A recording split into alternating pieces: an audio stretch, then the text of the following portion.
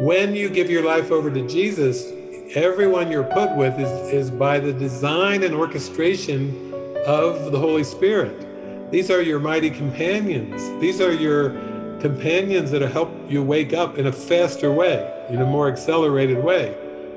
But still, that only comes about as you allow the Holy Spirit to arrange your relationships. I'll say that again.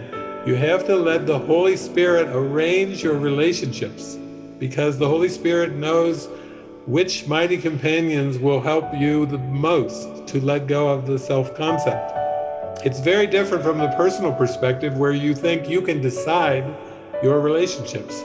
You decide the spouse, you decide the friends, you decide the ones you're going to interact with, and you avoid the other ones. But it doesn't go anywhere. You don't feel happy, you don't feel joyful when the ego is picking the characters. And that's what happens when the mind seems to fall asleep, that the ego picked the characters, and that is the beginning of special relationships. So you may believe that your relationships with people is just changed whenever you physically meet. But actually, whatever you think of a person, if you're thinking negative thoughts, if you're thinking judgmental thoughts, you are shifting in your private mind, in your private world, you are shifting the perception of that person. If you think about somebody negatively, you are making them negative in your private world. And then you're so surprised when they show up and they give you a nasty look, or they give you a rude comment, and you go, I told you so. Yeah, well, you thought it and they acted it out. But everyone that you perceive, even Vladimir Putin, everything that he's saying and doing was thought about in the private mind. And he's not doing it autonomously. He's just doing the Academy Award of acting out. Any aggressive thought you had, any thought of domination you had, any thought that you ever had of controlling another person, that's in the mind, in the private mind. It's a private thought, but the characters are just acting out the private thoughts.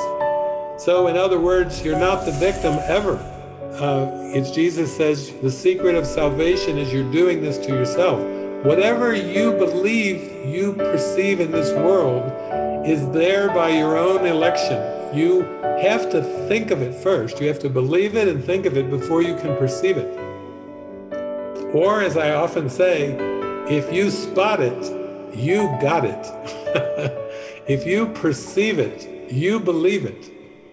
And the only way to escape this vicious projection game of the ego is to forgive. You have to just let go. Jesus says, if you have a thought about an enemy, he says, pluck the thought from your mind. He doesn't say to interact with a so-called external enemy. He says, when you have a thought that someone is an enemy, pluck the thought from your mind. Come back to your holiness. Come back to your peace. Just pluck it out of your mind. Just say, I don't want that thought. I'm willing to be wrong about that thought. I'm willing to let it go.